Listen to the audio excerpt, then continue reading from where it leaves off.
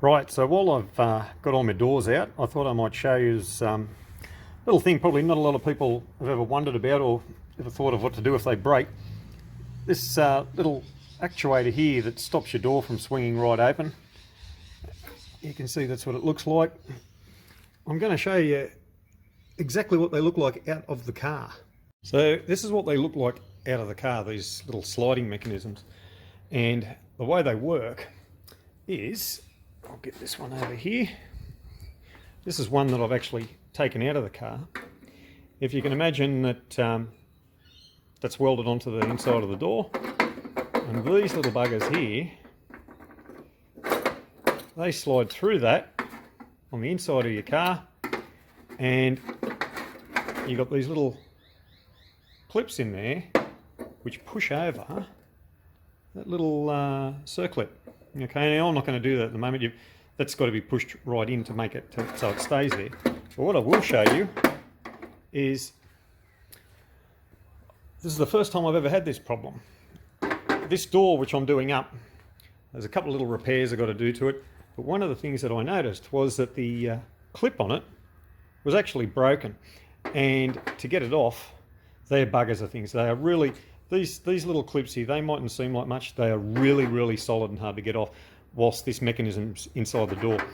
And then while I was getting it off, I actually broke off this little stud. Now you can see the way to get it off, if you can imagine this is welded on the inside of the door. Well, it's a bit hard to reach around at the moment. What I did was find out where the spot welds were on the door, and you hit them with a nail punch to give yourself a guide, and then you use this tool on the end of your drill, put your drill on high speed, and you just go nice and easy, and what it does is actually cuts around the spot weld, so you can just push this piece out. And I actually found this was the only way to fix this, was to take it right out. When I was trying to get the clip out, if I can just find the old clip, here's the old clip.